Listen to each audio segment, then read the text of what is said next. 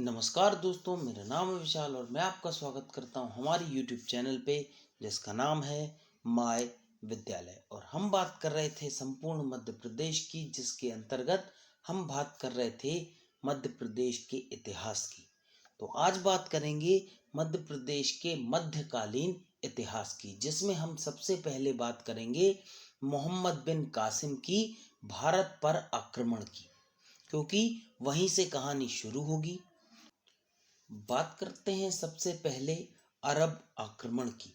भारत में सर्वप्रथम मुस्लिम आक्रमण अरबों के नेतृत्व में हुआ। अरबों ने 636 से 637 ईस्वी में खलीफा उमर के काल में मुंबई के निकट थाना पर तथा 644 ईस्वी में खलीफा उस्मान के काल में अब्दुल्ला बिन उमर के नेतृत्व में पश्चिमी सिंध पर आक्रमण किया, किंतु उन्हें सफलता प्राप्त नहीं हुई। सिंध जो कि पहले भारत का हिस्सा था लेकिन अब पाकिस्तान का हिस्सा है। 8वीं सदी में सिंध पर ब्राह्मण वंश के राजा चाच का शासन था। चाच की मृत्यु के पश्चात उसका पुत्र दाहिर उसका उत्तराधिकारी वहां का शासक बना। उसी के समय सिंध पर अरबों ने आक्रमण कर अधिकार कर लिया। भारत में प्रथम सफल अरब या मुस्लिम आक्रमण मोहम्मद बिन कासिम के नेतृत्व में सिंध के राजा दाहिर के विरुद्ध 712 ईस्वी में हुआ। इस आक्रमण का तुरंत का कारण श्रीलंका से आने वाले कुछ अरब जहाजों को देवल सिंध के समुद्री डाकुओं द्वारा लूटना था, परंतु मुख्य उद्देश्य धन दौलत लूटना तथा इस्लाम धर्म का प्रचार प्रसार करना था। दशमिक के खलीफा वलीद की अनुमति को उसके बसरा इराक के गवर्नर हज्जाज ने सिंध पर आक्रमण हेतु उबैदुल्ला तथा बुदैल को भेजा था। उनके असफल होने के पश्चात हज्जाज ने अपने दामाद व गुलाम मोहम्मद बिन कासिम को सिंध पर आक्रमण हेतु भेजा। सिंध पर आक्रमण हेतु कौन आया? मोहम्मद बिन कासिम। 712 ईस्वी में मोहम्मद बिन कासिम ने सर्वप्रथम देवल के ब्राह्मणों को पराजित कर देवल पर अधिकार कर लिया। इसके उपरांत उसने नीरून को बौद्ध भिक्षुओं से जीता। बौद्धों ने शांति को महत्व देते हुए बिना युद्ध किए ही अरबों की अधीनता स्वीकार कर ली। फिर मोहम्मद बिन कासिम ने सहवान पर अधिकार स्थापित किया। 20 जून 712 ईस्वी में मोहम्मद बिन कासिम ने रावर पर आक्रमण किया, जहां सिंध का शासक दाहिर युद्ध करता हुआ मारा गया।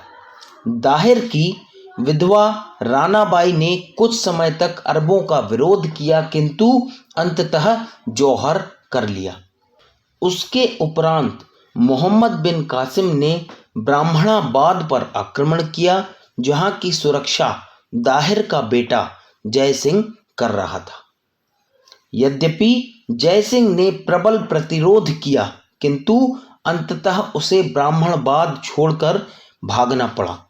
जय सिंह ने आगे चलकर इस्लाम धर्म स्वीकार कर लिया।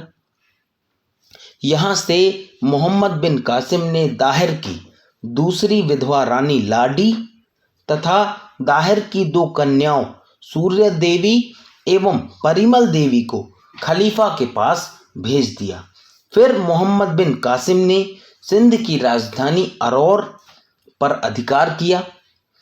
इस प्रकार अरबों द्वारा सिंध की विजय पूर्ण हुई। तत्पश्चात 713 ईस्वी में मोहम्मद बिन कासिम ने मुल्तान पर भी अधिकार कर लिया। अरबों को मुल्तान से इतना सोना मिला कि मुल्तान को स्वर्ण नगरी कहा जाने लगा। मुल्तान विजय भारत में अरबों की अंतिम विजय थी। गजनवी के भारत पर प्रमुख आक्रमण। सबसे पहले 1000 ईस्वी में प्रथम आक्रमण में महमूद ने हिंदू शाही राजा के सीमावर्ती क्षेत्रों के कुछ दुर्गों पर अधिकार किया। इसके बाद 1001-1002 में महमूद ने पेशावर व बेहिंद पर अधिकार कर लिया। हिंदू शाही वंश का राजा जयपाल पराजित हुआ तथा महमूद द्वारा बंदी बना लिया गया। महमूद ने धन देकर जयपाल को मुक्त कर दिया। धन लेकर जयपाल को मुक्त कर दिया कि भैया, जयपाल ने बोला कि सर ये पैसे ले लो, आप मेरे को छोड़ दो। उन्होंने बोला ठीक है, परंतु जयपाल ने अपना राज्य आनंदपाल को सौंपकर आत्महत्या कर ली। 1004-5 में महमूद गजनवी ने भेरा के राजा बीज राय के विरुद्ध आक्रमण किया। बीजी राय ने पराजित होने के उपरांत आत्महत्या कर ली। 1006 में महमूद ने मुल्तान के शासक दाऊद को पराजित कर आत्मसमर्पण हेतु विवश किया।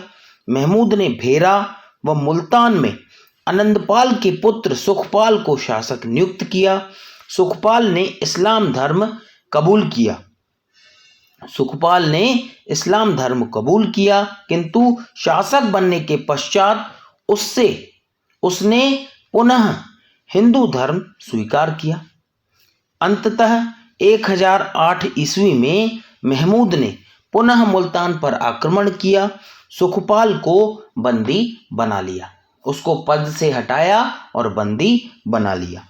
1009 ईस्वी में महमूद ने अलवर राज्य में स्थित नारायणपुर नामक स्थान को लूटा। 1014 ईस्वी में उसने थानेश्वर को लूटा, जो कि हरियाणा में आता है। 1018 ईस्वी में महमूद गजनवी ने कन्नौज, मथुरा तथा वृंदावन पर आक्रमण कर यहाँ के मंदिरों को लूटा व नष्ट किया। 1019 ईस्वी में महमूद ने विद्याधर को दंडित करने हेतु कालिंजर पर आक्रमण किया। दोनों का कोई प्रत्यक्ष युद्ध नहीं हुआ, क्योंकि विद्याधर जो था युद्ध भूमि से भाग गया। इस प्रकार विद्याधर ऐसा राजपूत था जो महमूद गजनवी से कभी पराजित नहीं हुआ, किंतु महमूद गजनवी ने इस अभियान में भी बहुत सारी धन संपत्ति लूटी। 1021-22 में महमूद ने ग्वालियर के राजा कीर्तिपाल को पराजित करते हुए आगे बढ़कर कालिंजर पर घेरा डाला, किंतु कई महीनों के उपरांत भी वह कालिंजर को नहीं जीत सका। अंततः विद्याधर एवं महमूद के मध्य एक संधि हुई, जिसमें 15 किले महमूद को इनाम के रूप में मिले। इसके पश्चात महमूद वापस चला गया। अब बात करते हैं शहाबुद्दीन मोहम्मद गौरी की।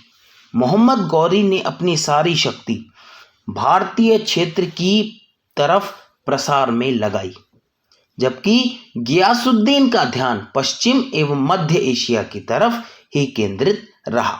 मोहम्मद गौरी ने सर्वप्रथम 1175 ईस्वी में करामातियों से मुल्तान जीता। उसके पश्चात उसने बोलन और खैबर दर्रे से पंजाब के रास्ते भारत में प्रवेश करने की जगह गोमल दर्रे से होते हुए गुजरात के रास्ते आगे बढ़ने का निर्णय लिया।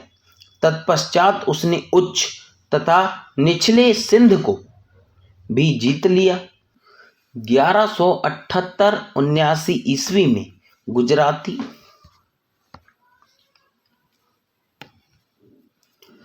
1178-79 ईस्वी में गौरी ने गुजरात के नेहरवाला पर चढ़ाई की, परंतु आबू पर्वत के निकट काश हद के युद्ध में गुजरात के चालुक्य वंशीय शासक भीमदेव द्वितीय, जिसे मूल राज द्वितीय भी बोला जाता है, जिसका नेतृत्व उसकी मां नायिका देवी कर रही थी, उससे पराजित हुआ। यह भारत में गौरी की प्रथम पराजय थी। इसके पश्चात गौरी को अपनी गलती का एहसास हुआ। उसने पंजाब के रास्ते से भारत में अभियान करने का निर्णय किया। उस समय पंजाब व लाहौर में गजनवी वंश का अंतिम शासक मलिक खुसरो का अधिकार था। 1186 ईस्वी तक गौरी ने पंजाब लाहौर पर आक्रमण कर मलिक सुखराव को कैद कर लिया। इस प्रकार संपूर्ण पंजाब लाहौर पर गौरी का अधिकार हो गया और गजनवी राजवंश समाप्त हो गया। पंजाब व लाहौर जीतने के पश्चात गौरी के राज्य की सीमाएं दिल्ली और अजमेर के चौहान वंशीय शासक पृथ्वीराज तृतीय राज पिथौरा के राज्य की सीमाओं से मिलने लगी। 1189 ईस्वी में जब गौरी ने सीमावर्ती किले भटिंडा पर आक्रमण करके उसे जीता तो पृथ्वीराज चौहान के साथ उसका युद्ध बिल्कुल तय हो गया। पृथ्वीराज चौहान एक प्रतापी शासक था। उसने चंदेल शासक परमार्दी देव पर हमला कर उसे भी पराजित किया। इनके बीच हुए युद्ध में चंदेल के सेना नायक आल्हा और उदल नामक 2 भाई मारे गए थे। पृथ्वीराज चौहान का विवाद कन्नौज के गहड़वाल शासक जयचंद से भी था। पृथ्वीराज ने उनकी पुत्री संयोगिता का अपहरण कर लिया था। इसी प्रकार पृथ्वीराज ने गुजरात पर भी हमला किया था, परंतु वह शासक भीमदेव द्वितीय से पराजित हुआ था। भीमदेव द्वितीय वही जिन्होंने गौरी को भी हराया, इन्होंने पृथ्वीराज को भी हराया। बात करते हैं तराइन का प्रथम युद्ध 1191 ईस्वी में पृथ्वीराज और मोहम्मद गौरी के बीच में। इस युद्ध का मुख्य कारण 1189 में गौरी द्वारा भटिंडा पर अधिकार कर लेना था। पृथ्वीराज चौहान तथा गौरी के मध्य इस युद्ध में गौरी की पराजय हुई तथा वह पंजाब की तरफ भाग गया, मतलब लौट गया। तराइन का द्वितीय युद्ध 1192 ईस्वी में। 1 वर्ष पश्चात मोहम्मद गौरी ने तराइन की दूसरी लड़ाई में पृथ्वीराज चौहान को पराजित किया। पृथ्वीराज के अंतिम जीवन के बारे में मतभेद है। मिन्हाज उस सिराज के अनुसार उसकी तत्काल हत्या कर दी गई। पृथ्वीराज चौहान के दरबारी कवि चंदबरदाई पुस्तक पृथ्वीराज रासो के अनुसार उसे गजनी ले जाया गया, जहां उसने तीर चलाकर गौरी की हत्या कर दी, परंतु हसन निजामी का विचार अधिक सत्य प्रतीत होता है, जिसके अनुसार पृथ्वीराज चौहान को अजमेर ले जाया गया, जहां उसने गौरी के अधीनस्थ शासक के रूप में कुछ दिनों तक शासन किया, परंतु आगे विद्रोह करने पर उसकी हत्या कर दी गई। इस मत की पुष्टि मुद्रा विषयक प्रमाण से भी होती है। अब बात करते हैं चंदावर के युद्ध की। भैया ये जो था ये हुआ था किनके बीच में? ये हुआ था गहड़वाल शासक जयचंद और मोहम्मद गौरी के बीच में, जो कि ससुर थे किनके? पृथ्वीराज चौहान के। 1194 ईस्वी में मोहम्मद गौरी ने पुनः भारत आया तथा ऐबक की सहायता से, कुतुबुद्दीन ऐबक की सहायता से चंदावर या चांदवाड़ा जिला इटावा के युद्ध में गहड़वाल शासक जयचंद को पराजित किया। इस प्रकार कन्नौज पर भी तुर्कों का अधिकार हो गया। इसके पश्चात गौरी पुनः गजनी वापस लौट गया। 1194-95 के मध्य ऐबक ने भारतीय मंदिरों को नष्ट कर उनकी जगह नवीन मस्जिदें बनवाई। ऐबक ने दिल्ली स्थित विष्णु मंदिर के स्थान पर कुवत उल इस्लाम मस्जिद तथा अजमेर में संस्कृत विश्वविद्यालय के स्थान पर 2.5 दिन का झोपड़ा नामक मस्जिद बनवाई। 1195-96 में मोहम्मद गौरी पुनः भारत आया। इस बार उसने बयाना को जीता और ग्वालियर पर आक्रमण किया। इसके पश्चात गौरी पुनः गजनी लौट गया। 1197 में ऐबक ने गुजरात पर हमला कर भीमदेव द्वितीय को भी पराजित किया और अनहिलवाड़ा को लूटा। 1203 ईस्वी में ऐबक ने चंदेल शासक परमार्दी देव को पराजित कर महोबा, कालिंजर तथा खजुराहो पर भी अधिकार कर लिया। अब बात करते हैं 1206 ईस्वी में मोहम्मद गौरी। 1206 ईस्वी में मोहम्मद गौरी ने पंजाब में खोखरों के विद्रोह को कुचल दिया, परंतु सिंधु नदी के तट पर दमयक नामक स्थान पर नमाज पढ़ते हुए, मतलब जो मुस्लिम लोग होते हैं वो नमाज पढ़ते हैं, तो नमाज पढ़ते हुए खोखरों या करामातियों के एक गिरोह ने उसकी हत्या कर दी। मोहम्मद गौरी के शव को गजनी में दफना दिया गया, ले जाकर गजनी में दफनाया गया। गौरी की मृत्यु के बाद उसका कोई उत्तराधिकारी नहीं था, उसका कोई बेटा नहीं था। तो फिर उसका साम्राज्य विभाजन उसके जो गुलाम थे उनके मध्य हुआ। गजनी व गौर पर यल्दौस का, उच्च व सिंध पर कुबाचा का तथा भारतीय क्षेत्र पर, हमारे प्यारे भारत पर कुतुबुद्दीन ऐबक का नियंत्रण हो गया और बख्तियार खिलजी का बंगाल व बिहार पर। तो आज का वीडियो हम करते हैं यही समाप्त। अगले वीडियो में बात करेंगे एमपी में दिल्ली सल्तनत की।